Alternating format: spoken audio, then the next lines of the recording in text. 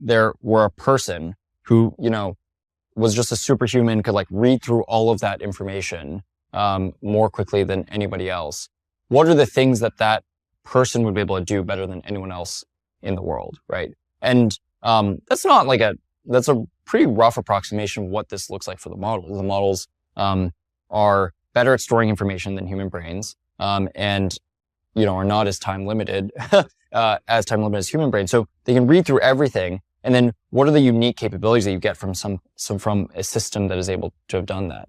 And so I'd go through that mental exercise, and then I would think about, okay, what are the unique things that I can do from there? So both cost reduction, customer care is a pretty clear example of cost reduction or optimization, or what are the offensive things I can do?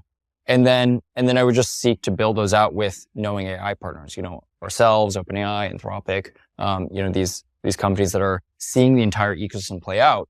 And I basically race to do that because I think, I certainly believe that, not all businesses immediately, but in a pretty short time frame, it's going to be very clear which businesses have embraced AI and which ones are sort of still not running on the models. And it's going to become very evident from consumer experience as well as financials. How do you compare the advent or the last 5 years of artificial intelligence to past trends like the personal computer, internet, smartphone, iPhone, whatever it is? How, in your mind, the like societal impact, GDP lift, productivity gains, whatever the right framework is, how do you think about it?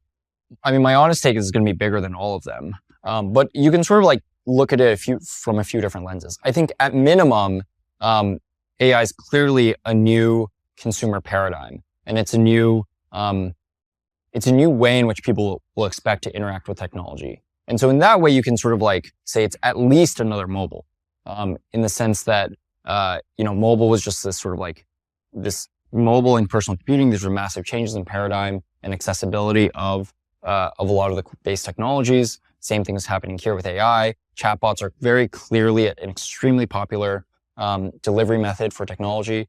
And so as a baseline, you can sort of like baseline it as like new consumer paradigm for technology. But the upshot is like AI has been a very hyped technology for a long time for good reason. It is the holy grail of unlocking human productivity. Because, take the framing of productivity, which is, let's say roughly speaking, GDP per capita, what's the economic output divided by the number of human heads you have?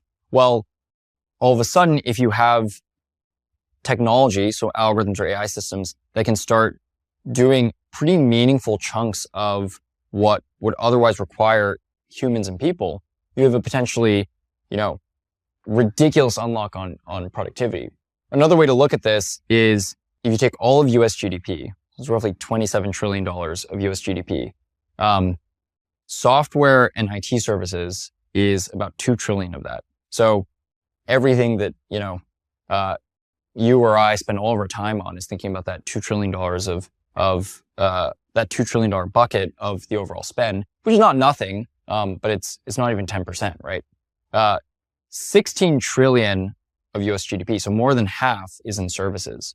The biggest buckets of which are healthcare, and the next biggest bucket is financial services.